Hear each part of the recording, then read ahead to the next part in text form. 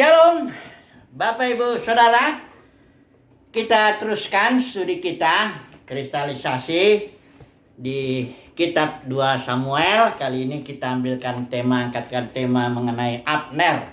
Ya, ceritanya ini panjang, tapi intinya Abner itu ayat pasal 2 ayat 8, Abner bin Ner ini adalah panglima Saul. Ya, dia dikatakan di sini telah mengambil Isi-Boset anak Saul dan menjadikan raja. Jadi ceritanya begini.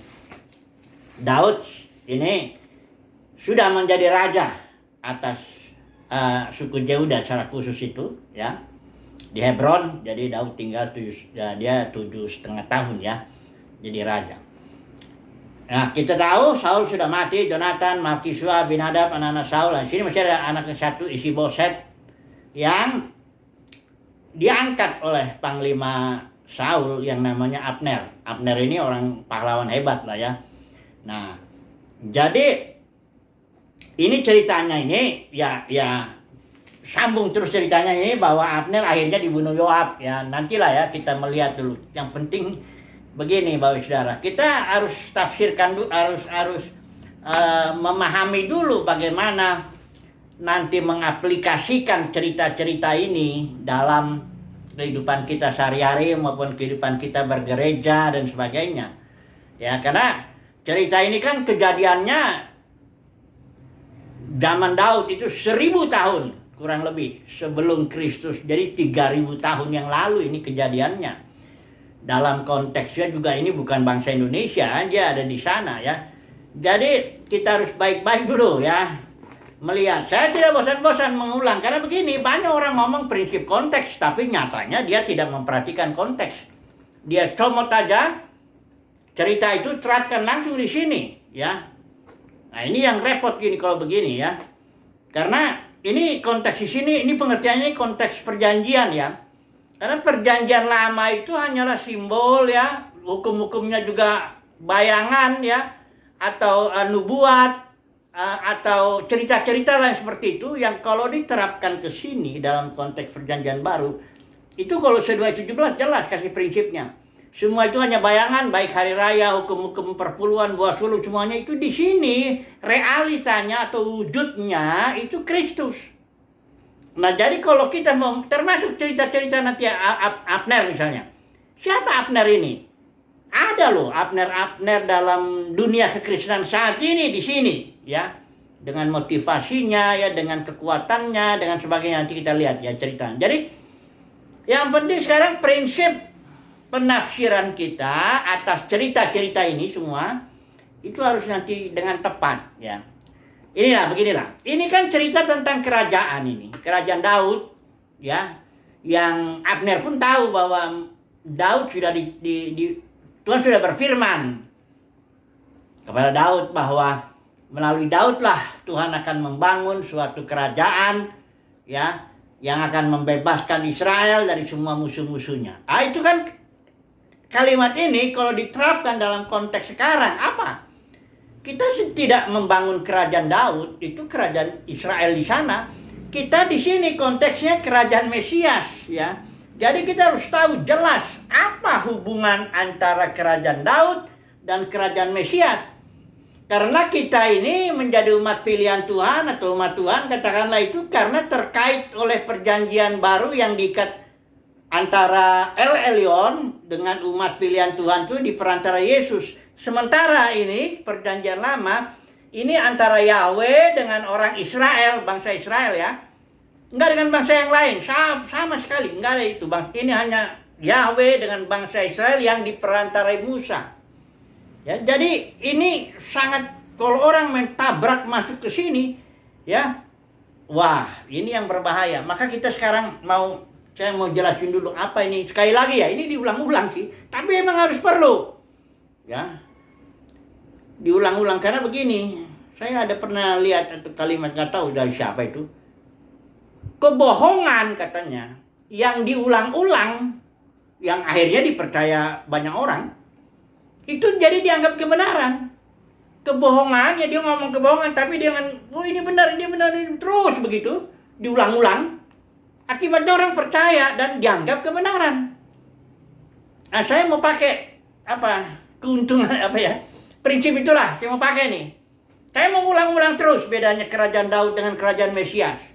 Saya ulang-ulang terus dengan yang saya yakin itu saya mengatakan kebenaran ya, sesuai dengan apa yang Alkitab katakan. Nah, supaya orang khususnya umat pilihan Tuhan lihat ya, mengerti dia. Oh, ini ya memang ada bedanya lah ya, dia mengerti kebenaran ya. Walaupun sebenarnya ya umat pilihan Tuhan di dalam batinnya itu ada pengurapan. Ada Christ in you ya, the kingdom of God is within you. Jadi ada pengurapan di dalam yang mengajari dia segala sesuatu. Dia udah ngerti kebenaran. Rasul Yohanes bilang, nggak perlu dia diajar. Tapi saya hanya mengatakan ini sebagai peneguhan saja bagi umat pilihan Tuhan. Nah, kalau bagi umat Tuhan secara khusus, secara umum semuanya ya mudah-mudahan ini menjadi satu pelajaran lah ya. Nah, oke lah. Coba dulu kita melihat ini. Perbedaan antara kerajaan Daud yang jasmani itu dengan kerajaan Mesias yang spiritual itu. Mari kita melihat dulu nih. Ini percakapan Yesus lah ini ya. Di Matius 22 ini ya. Ayat 41. Katakan di sini ya, ketika orang-orang ini, nanti kita baru masuk cerita Abner ya. Ini dulu ya, prinsipnya dulu. Prinsip penafsiran kerajaan Daud dan Abner yang di kerajaan Daud dan Abner yang ada di kerajaan Mesias itu. Nanti dalam kekristenan ya. Kita lihat dulu. Perhatikan ayat 41. Ketika orang-orang Farisi sedang berkumpul, Yesus bertanya kepada mereka, katanya, apakah pendapatmu tentang Mesias? Anak siapakah dia? Kata mereka kepadanya, anak Daud. Ya. Kemudian kata Yesus, ya, jika demikian, saya potong-potong aja ya batanya ya. Jika demikian, bagaimanakah Daud oleh pimpinan roh dapat menyebut dia tuannya? Dan Yesus mengutip yang berasal dari Mazmur 110 ya, ayat 1. Kutipannya begini, Tuhan telah berfirman kepada Tuanku. Jadi ini si Daud ngomong sama Mesias itu sebagai tuannya.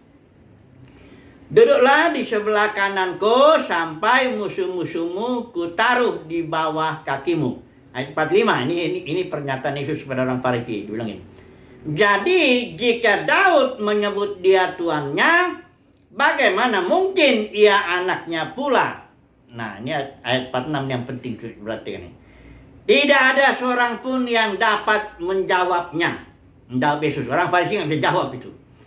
Dan sejak hari itu, tidak ada seorang pun juga yang berani menanyakan sesuatu kepadanya. Artinya Yesus membungkam, habis dibungkam gitu. Itu serangan-serangan pertanyaan-pertanyaan orang Farisi apa itu hanya dengan satu prinsip ini. Tapi prinsip ini sangat penting. Karena ini bicara kingdom. Kingdom itu dari Kejadian sampai Wahyu sebenarnya itu bicara kingdom, ya. Oke, kita lihat dulu, ya. Maksud saya begini, lihat. Ketika Tuhan menciptakan manusia itu, ya. Baiklah, kita menciptakan manusia serupa segambar dengan kita supaya mereka berkuasa atau menaklukkan atau kabas istilah Ibrani menginjak. Ini kingdom yang karena Tuhan juga menciptakan kingdom atau kegelapan, kerajaan gelap dengan kerajaan terang, terus bertarung.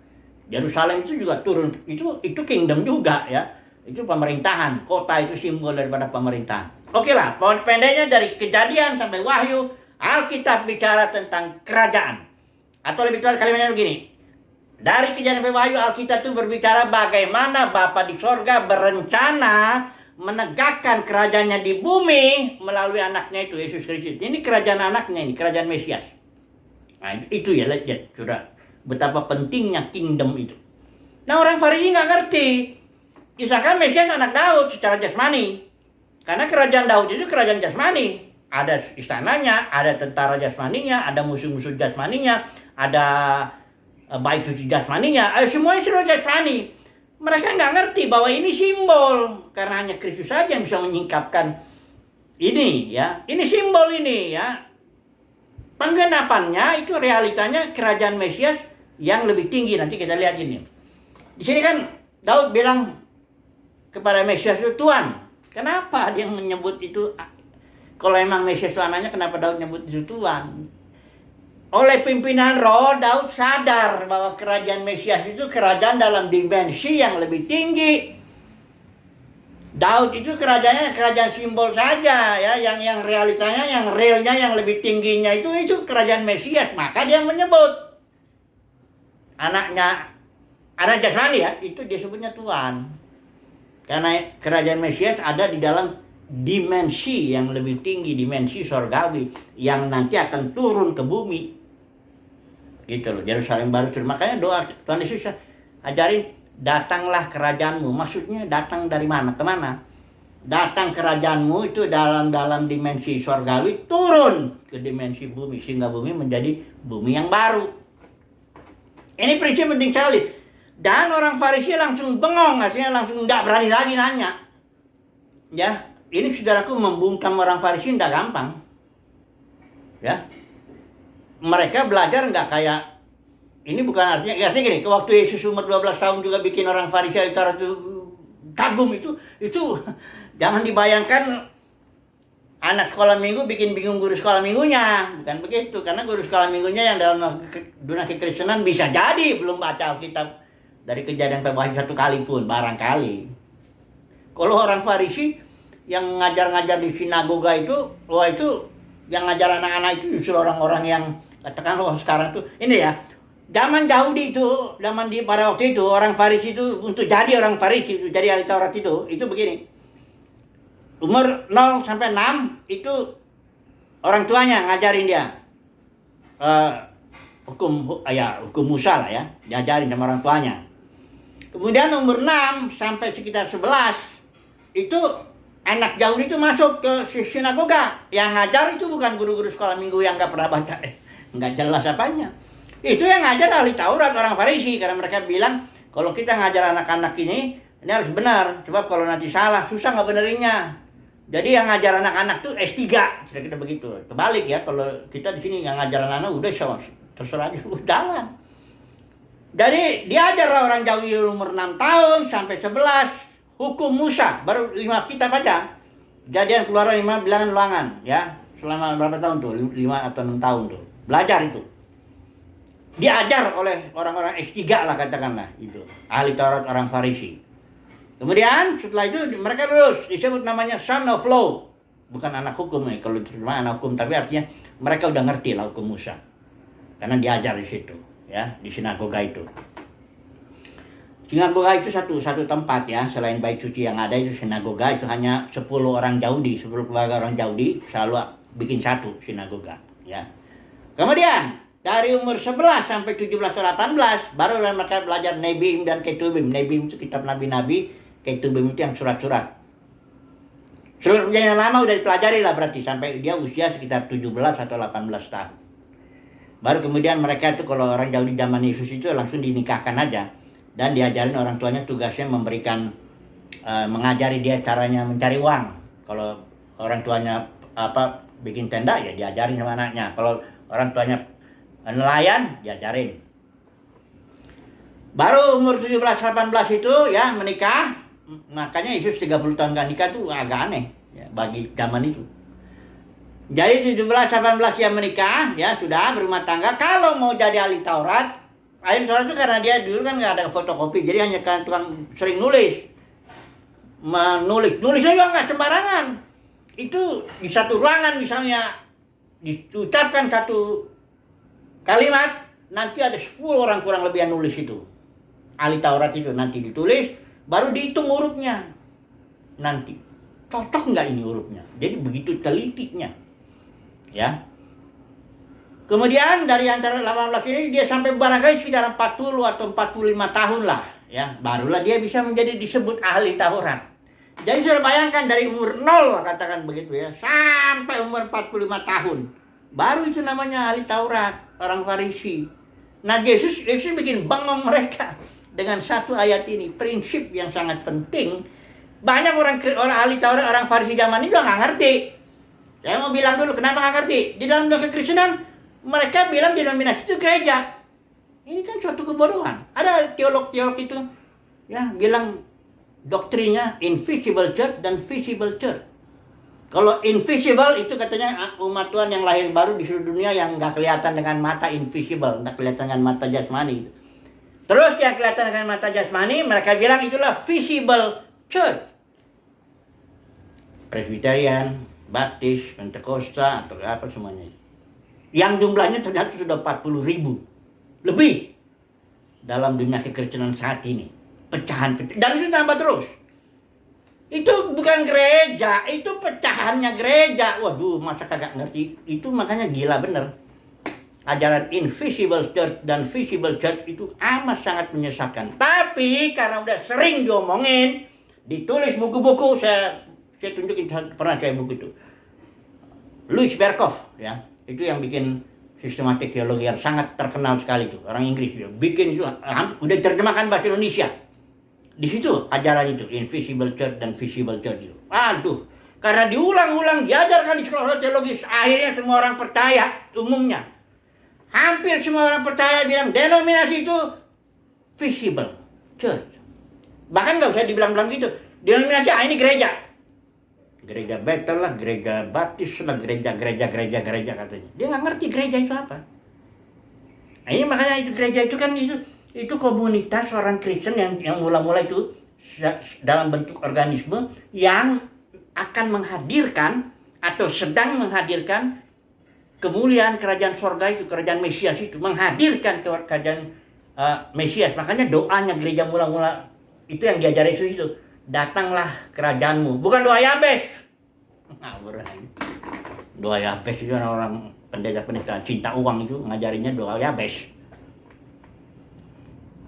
Susah ya. Tapi saya harus ngulangin terus, nggak bosan-bosan saya ngomong nanti.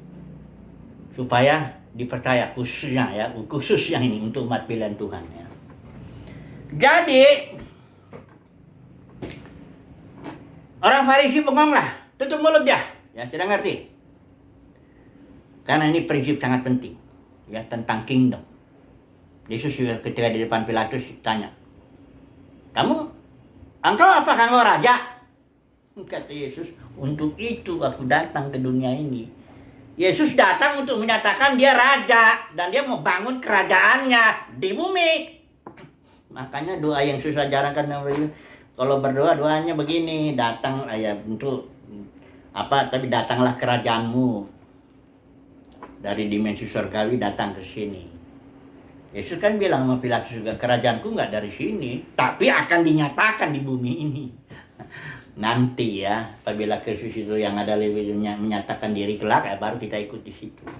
Nah, dari gereja itu, jadi nanti kalau kerajaan Daud itu aplikasinya ke sini itu karena ini sekarang gereja udah pecah. Nah, ini harus hati-hati. Kerajaan Daud itu simbol ya. Jadi setiap orang-orang yang ada di situ, termasuk Daudnya, istri-istrinya, nanti Abner, Yoab, ya, terus panglima yang didaftar di 2 Samuel itu, cerita bahkan Daud sendiri kegagalannya dengan Batseba, itu merupakan suatu cerita yang prinsipnya nanti kita ambil untuk kita terapkan dalam dunia kekristenan saat ini. Dunia kekristenan saat ini begini, itu ceritanya begini. Ya saya ulang lagi, ya supaya ya melawan kebohongan itu, kebohongan dunia kekristenan yang udah dipercaya menjadi kebenaran. Nih ya kebohongannya. Ini denominasi bukan gereja ya. Ini kerajaan-kerajaan kecil yang dibangun oleh para pemimpin. Nih ceritanya begini. Kenapa ini saya bilang denominasi itu kerajaan ya? Bukan kerajaan Mesias ya. Bukan kerajaan Mesias. Jadi kalau saudara bekerja dalam denominasi, saudara tidak sedang membangun kerajaan Mesias. Saudara sedang membangun kerajaan, tergantung. Karena kerajaan-kerajaan kecil ini tergantung, ada namanya sesuai aliran. Reform ya, Baptis, pengertiannya, Pentakosta, Roh Kudus, apa deh alirannya. Atau berdasarkan namanya. Calvinis, Lutheran, Mennonite, cuman Menno itu, atau semuanya lah apa ya. Atau berdasarkan sistem pemerintahnya, Episkopal, Presbyterian, dan sebagainya. Ini kerajaan-kerajaan ini, bukan gereja. Oh, jangan. Saya ulangin lagi ya, ini bukan gereja, ini perpecahan. Awalnya tuh gereja tuh satu. Itulah dia organisme yang dipimpin Yesus. Karena Yesus bilang, jangan seorang pun antara kalian disebut pemimpin ya. Di Matius itu. Akulah pemimpinmu. Maksudnya bukan dalam organisme tidak ada rasul, nabi, penginjil, gembala, pengajar. Yesuslah yang berikan itu.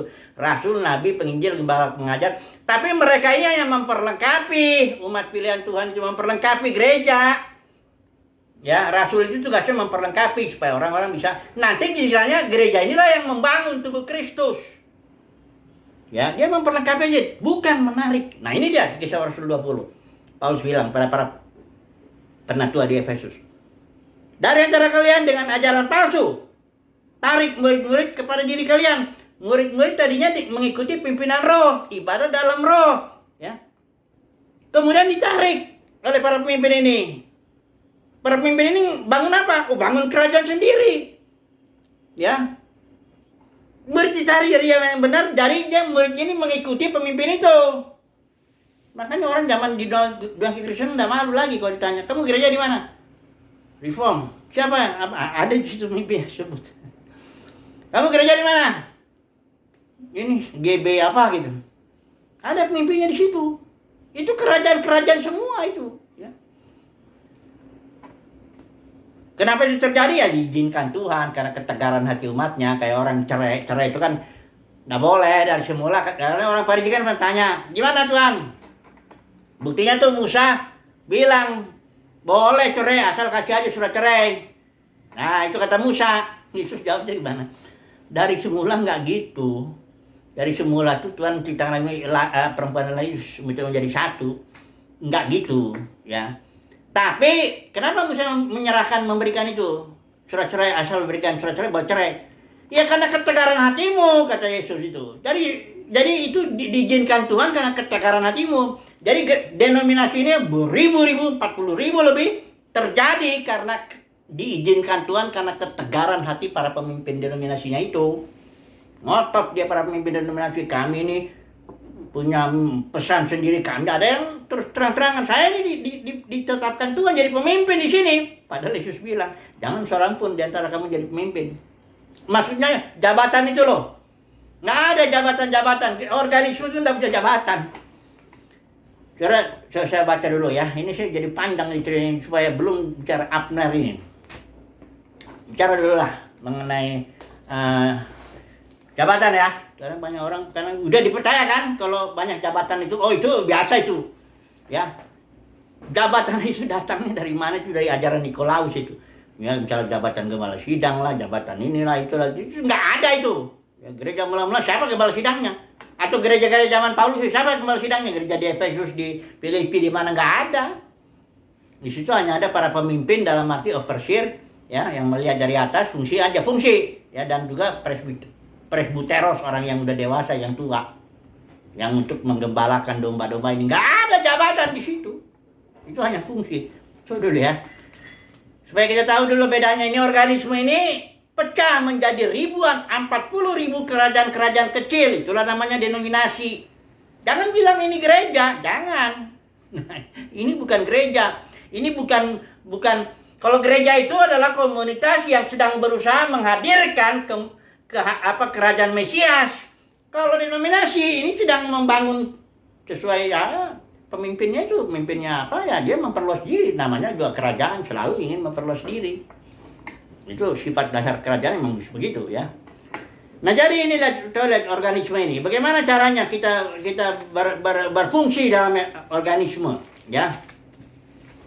Kalau kita lihat di Kolose itu, para pemimpin dalam organisme ini ya. Saya udah pernah nulis sih, pemimpin organisme bedanya dengan pemimpin organisasi. Kalau kita lihat di sini ya. Satu ayat saja ya. Sedang ia, Kolose 2:19 ya. Sedang ia tidak berpegang teguh kepada ini maksudnya, janganlah kamu biarkan kemenanganmu digagalkan oleh orang yang pura-pura merendahkan diri dan beribadah ya.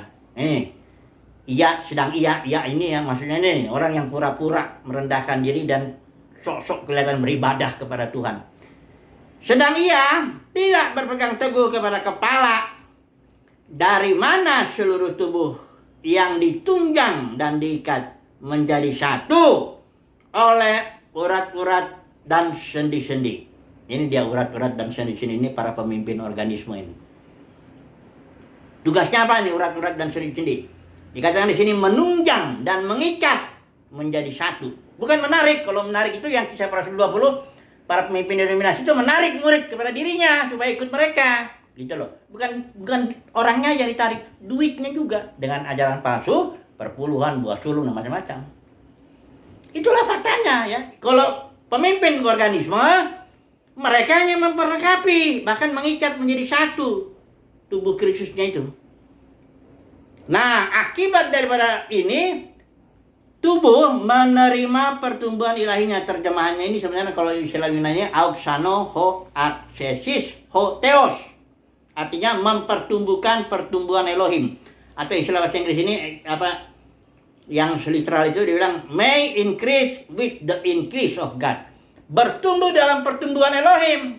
Jadi Elohim seolah-olah bertumbuh dia di dalam komunitas itu. Kayak saya gini. Ini tubuh. Yang berlaku dalam tubuh saya adalah otoritas hayat. Hayat itu I am the life, itu Kristus ya. Ini otoritas hayatnya. Hayat kayak tadinya bayi ya. Bertumbuh. Kelihatannya kan pertumbuhan tubuh, tapi sebenarnya enggak, itu pertumbuhan hayat. Ya, nah ini kalau bicara hayat ini pendeknya percaya aja dulu untuk saat ini lah. Untuk saat ini begini ya, hayat itu memang zoe istilah Yunaninya itu beda dengan suke dengan bios ya. Jadi gereja atau organisme adalah suatu komunitas yang karena urat-urat dan sendi-sendinya itu yang mempersatukan, inilah fungsi pemimpinnya. Dan karena pertumbuhan hayat, karena yang punya otoritas itu hayat, tidak ada otoritas jabatan, tidak ada otoritas pemimpin, tidak ada sama sekali otoritas hayat. Hayat itulah yang mengatur seluruh anggota. Ini sesama, makanya saya bilang kau jangan sebut pemimpin ya, karena engkau semuanya anggota, sesama saudara. Akulah yang menjadi pemimpinmu dalam arti lewat hayat itu. Ya Yesus secara jasmani kan nggak mimpin, tapi dia memimpin lewat hayatnya, I am the life. Roh pemberi hidup kalau lebih tepatnya itu, life giving spirit. Jadi organisme ini bertumbuh, hayatnya bertumbuh. Karena di sini memang ada kuncinya, mengikat ini urat-urat dan sendi itu menunggang dan mengikat. Ini penting sekali fungsi pemimpin dalam organisme, yaitu menunjang dan mengikat, bukan narik murid-murid pada diri, apalagi narik duitnya. Dosanya gede itu loh. Gede dosanya itu. Ngajarin ajaran palsu, tarik orang, tarik murid, tarik duitnya. Yang perkaya diri lagi ada macam-macam. Itu membangun kerajaan sendiri itu. Denominasi itu kerajaan sendiri. Saudara masuk aja ke gedungnya. Nggak lama kau akan ketemu rajanya di situ, ya. Dialah yang menentukan segalanya. Bahkan bisa mecat wakilnya pun bisa dipecatnya. Jadi Abner itu ini cara ini dulu lah. Cara cepat dulu. Barangkali nanti kita akan singgung-singgung ketika kita bicara Yoab, karena ini terkait ini dua orang nih. Yoab itu panglimanya Daud, Abner itu panglimanya Saul. Nah, ini ceritanya nih, karena si Abner ini tersinggung sama Isi-Boset ngomong, kenapa engkau menghampiri gundik ayahku, gundik Saul? Wah, marah sekali tuh Abner.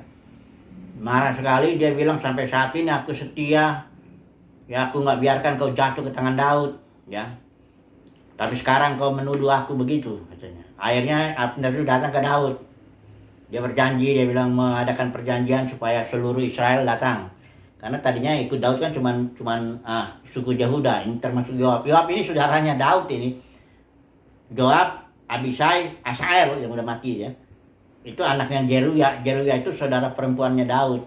Nah, jadi Abner bikin begini, si Yoab marah. Karena ini waktu Abner datang ke Daud, ini Yoab sedang lagi perang. Daud nerima ya, mengadakan perjamuan dengan 20 orang yang ikut Abner ini.